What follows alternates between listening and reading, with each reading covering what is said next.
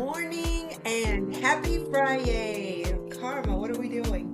We got your baby? So I guess he's gonna join me. Come on, come up here. So today, I wanted to go over complications after weight loss surgery. We forgot our baby. Hold on.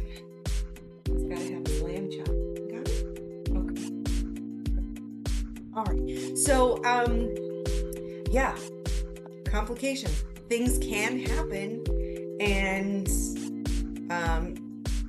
for me, as we go through these, I'll let you know some things.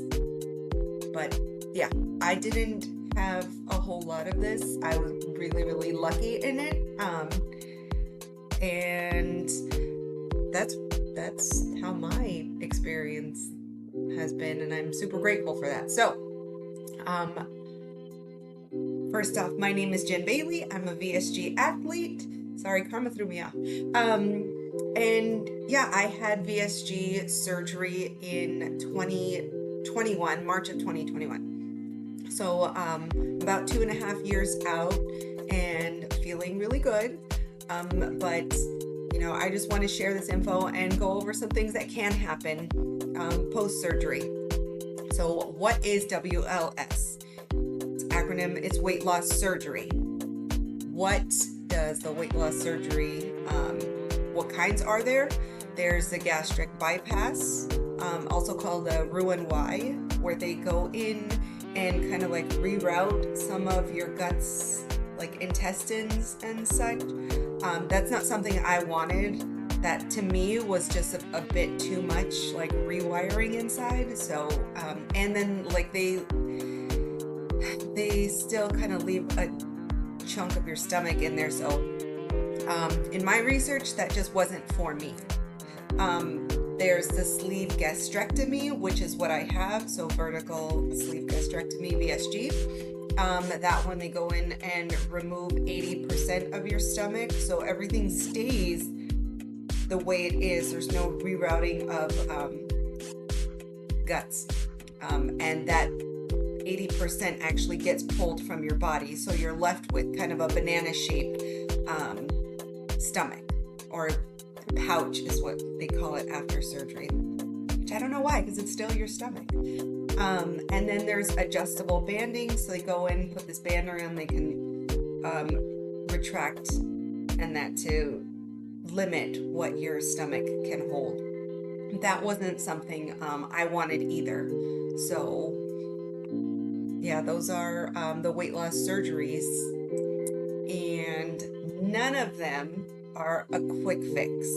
It's not, you know, something that you just go and get done and life is going to be great and you're going to lose all this weight. It's just a tool. It's a tool to help you for your future to, you know, progress and yes, lose the weight, but you have to put in the work as well.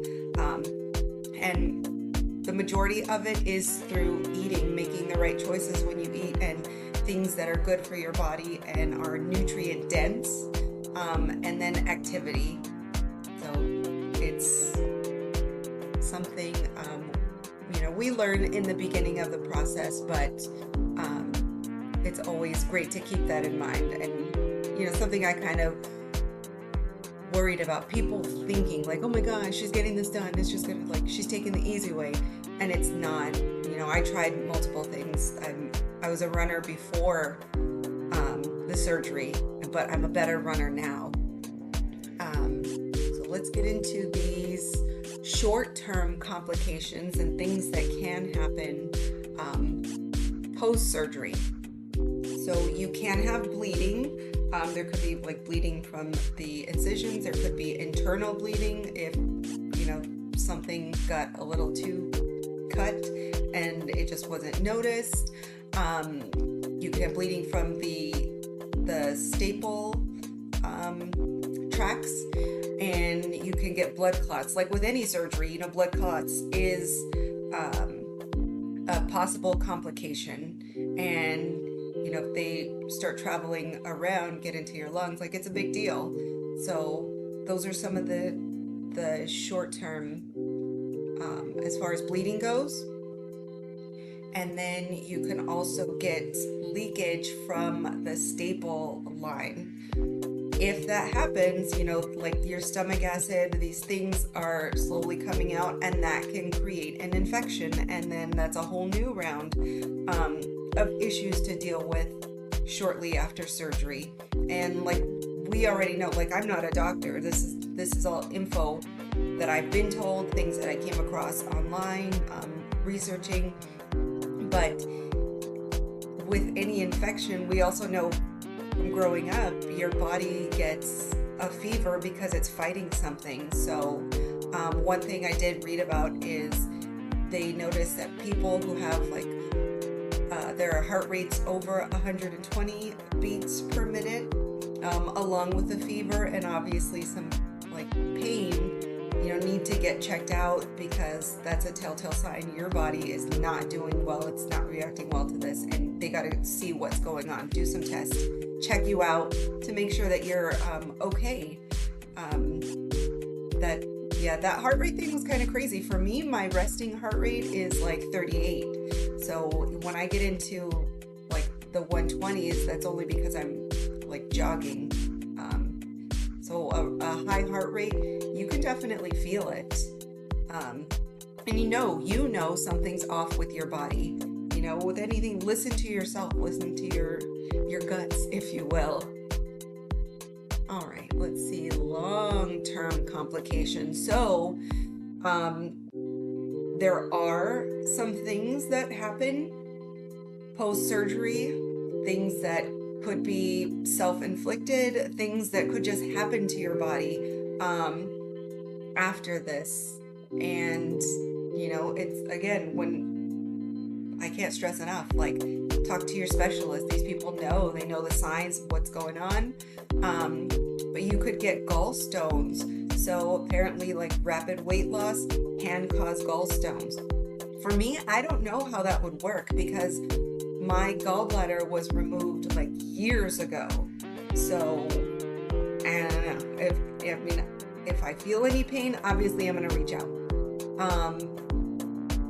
But yeah, you'll know if you have gallstones. It's incredibly painful. For me, it hurt like almost dead center, and that was the worst. But I was also heavier. I wasn't eating well. Like I was eating greasy, like junk, garbage food. It wasn't good for my body. And for that, I messed up my gallbladder. GERD. So GERD is like acid reflux, like the acid from your stomach can get backed up into your esophagus, and you know, that may not be self-inflicted at all. It's just something that can happen. I have a friend that had this happen, and they had to go in and get the gastric bypass. They had to get the Roux-en-Y. It's just something, you know, our bodies are funny that way. But yeah, I can't imagine dealing with acid reflux day in and day out. That doesn't sound bueno at all. Nutritional deficiencies. So that one's big, and that one, we really have a lot to do with that. It's all about making those better choices. We know we have to have protein first. That's something our body needs. Then we get all these nutrient-rich foods. Junk doesn't contain it, like the sugars, the starchy carbs, all of that stuff. It doesn't do anything for us. So nutritional deficiencies can happen over time and within the first like few years, because it's all about what is being put into your body. And if that happens, you go from the basic things like what I take every day, which is like the calcium, I think it's the B vitamin, and what's the my protein. Like, you have these things, you can go like full on into prescription medication and like handful of them. That's not something I would like, so I'm doing my best to eat what I should, you know, obviously I'm still a grown-up, I'm still human. There's gonna be times where, yeah, I'm gonna try that sweet, what is it, bundles. I'm gonna have that flan, I'm gonna have, you know, whatever. But I also know if I have too much, it's gonna make me really sick. You know, we're human, but overall, making better choices for yourself will help prevent those nutritional deficiencies. We gotta make our bodies feel good, right?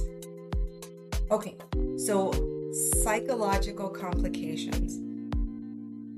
Things happen. It's not everything from these surgeries is physical. There's also those mental ones as well. Body dysmorphic disorder. With that, you can feel like you're still in that body pre-surgery. That's something like, it didn't hit me too hard, but it definitely affected me a bit. So it's weird because you know, you're looking in the mirror, you know your body is now this big, but your brain is like, no girl, I'm still way out here. And it happens. You know, that kind of thing, it's okay to talk to people about, you know, find a support group. There's plenty online. There's really great people in them. Reach out in that way, because I guarantee if it happens, you're not the only one. And you know, we're all there to help each other. Like, reach out to me, I'm here. But yeah, it's something, it's the craziest thing. You know this, you know that's not what your body looks like. You see photos and you're like, oh my gosh, like, look at me. You do before and after photos of yourself. But sometimes in that moment, it's just not that way. And it's a crazy thing. But our brains, you know, tend to trick us from time to time. Depression and anxiety. So that can also come afterwards. Let's say if you're starting to gain weight and you start feeling really bad, it's like a cycle of, oh, I don't like what's going on. And then a lot of us will go to comfort food, and that's something we have to, you know, break hopefully before we get the surgery. But even so, things still happen and we'll trigger it. And our brains are like, hey, go get that pumpkin pie. So you do that and then you feel bad about it. And then it's like the cycle over and over. It happens, and hey. It's our brains, it's life. There's people out there to help with that. Reach out to a specialist, reach out to a support group. Get on meds if you need to. There is nothing wrong with taking medicine. Trust me, I've been there, done that, and it should never be looked down upon. So eating disorders, that can happen as well. It's not. Sorry guys, get your beat. Eating disorders. I've had 2 eating disorders pre-surgery. That was something I had to overcome before I was even able to get the surgery, because that's, you know, they're not going to allow you to just go in and see this as a quick fix again. That's not what this is. I would binge and purge, or I would not eat at all. And these things can creep up on you after surgery, because you maybe are starting to gain a little weight again, and your body, you're just like, I don't want to do that. And so you're doing these things to make that not happen. And that's never a good way. I mean, we have this great tool.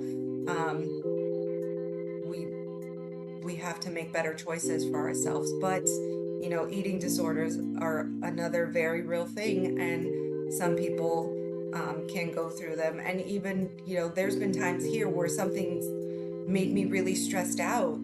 And I'm like, I want to go to that comfort food. And let's say if I had that slice of pumpkin pie. And then I feel guilty about it. Oh my gosh, why did I eat that? Blah, blah, blah. And then I want to go and release it.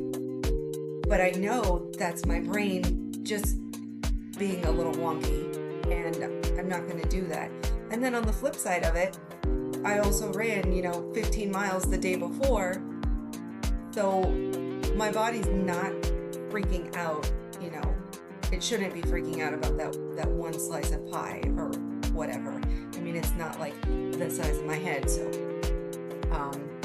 yeah, these are complications and things that can arise from like physical, mental, emotional.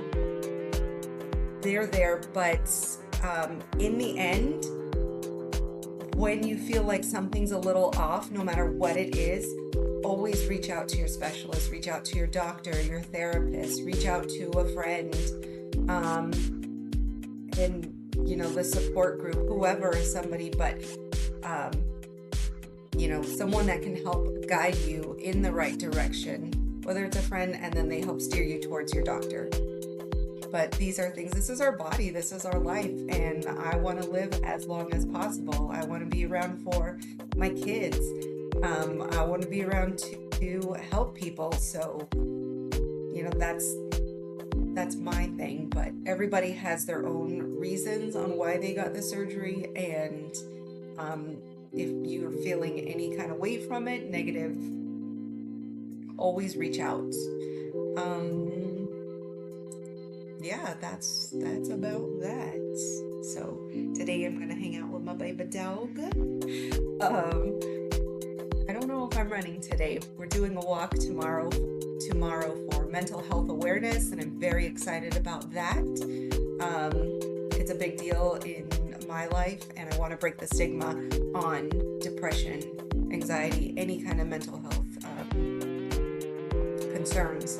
So yeah, if you're interested in what I'm doing, you can always like physically the exercise part of it, you can always go on to Strava. It's a free app. You can follow me at Jen Bailey on there, or if you're just interested in life stuff and things I have going on, I have my Instagram as Jen_Bailey17, and yeah, so until next week, I hope you guys have an amazing weekend. Spend lots of quality time with the ones you love, if it's possible, or just go out there and party and have fun. But in the end, do what's best for you. I love you so much. Thank you for hanging out with me. And yeah, until next Friday, sending light, love, and happiness. Bye.